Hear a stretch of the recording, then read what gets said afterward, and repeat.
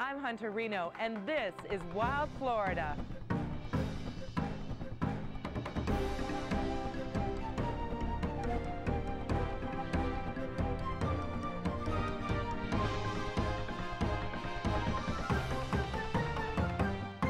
Linda's right. In fact, monkeys make terrible pets. How can we say such a thing? Because after we left Fort Lauderdale, we headed to Gainesville to the Jungle Friends Primate Sanctuary. Carrie Bagnall runs Jungle Friends. That's for Murphy, Cody. You have yours. That's a good boy. Buddy, you already had yours. You want a peanut? There you go. What we do is rescue abused, neglected, or monkeys that are no longer wanted, and we rehabilitate them, get them well if they come in with illnesses. Most of them have never seen another monkey, so we socialize them with their own species so that they can do monkey things. Come on, good boy, good boy, good boy. Come on, come on. Many of the 76 monkeys living here were former pets, but as their owners eventually found out, an adult monkey can be dangerously unpredictable. Ron McGill has been trying to get that across to the public for years. Generally speaking, almost all animals, primates included, when they're babies or infants, can be handled and tend to be very cute and cuddly, but as they reach their maturity, these animals become very dangerous. There's an old saying that says you can take an animal out of the wild, but you cannot take the wild out of the animal. It's especially true with primates. As the former owner of two white-faced capuchins, Carrie agrees. Just a little 8-pound monkey can rip you. I mean, I can show you my stitches and scars from them. You know, they are just very, very dangerous. Former pet monkey owner Sharon Cameron knows that all too well. She had the resources to give her 3 brown capuchins everything she thought they could want in captivity: huge enclosures, access to the outdoors, companionship. But Sarah, the oldest, eventually revolted. I thought if I raised them right, they wouldn't attack, but I was wrong. I got in to tell Sarah goodnight one night when she was 3, and she shredded my hands.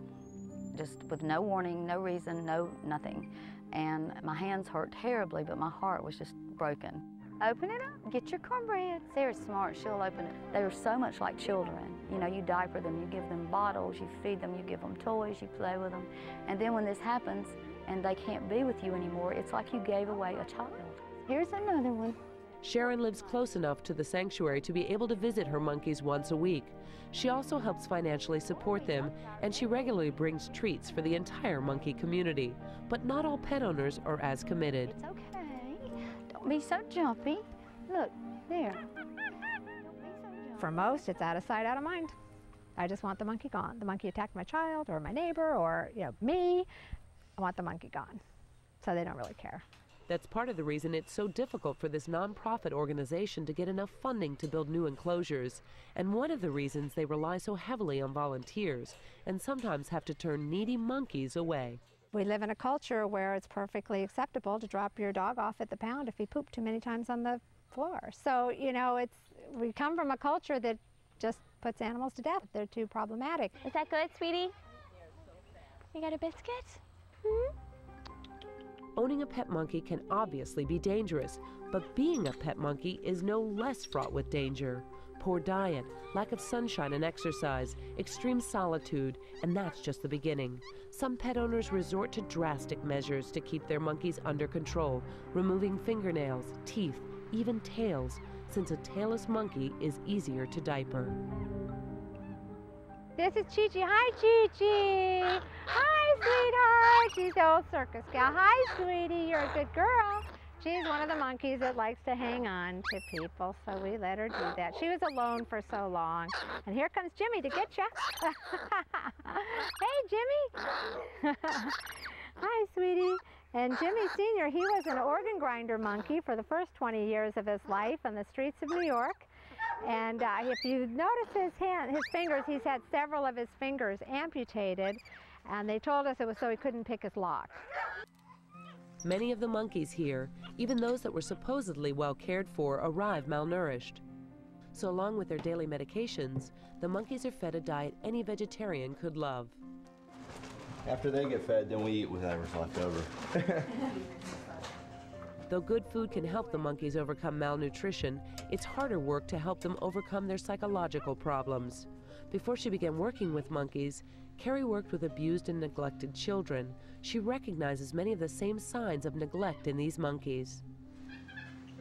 typically, people buy them and put them in bird cages. They can't jump, they can't play, they can't interact with any monkeys. And then they start biting their owners. Now they don't want to have anything to do with them, so here they sit and they go mad. They literally go crazy, and that's why they start biting themselves and mutilating themselves. Okay, we're gonna go now. But no matter how disturbed they are when they arrive, most of the monkeys that come here ultimately recover and achieve what Carrie calls the play state. Everyone should play every day. Whether you're a monkey or a human or an ape, everyone should play. And that's when we know we've done our job, is when we see a big play face, which is on a monkey, and it's usually their tongue is out and they're doing this, and then we know we've reached the play state. You have to admit, it's in that play state that these goofy, grabby guys are most irresistible to us. Unfortunately, when we choose to isolate them as pets, we effectively erase what we love most about them, their wild and playful nature. Luckily, we can still interact with a multitude of monkeys at Florida's animal parks and zoos, and we can always hope to catch a glimpse of them in the wild, even if the wild is really just the parking lot of a Florida motel.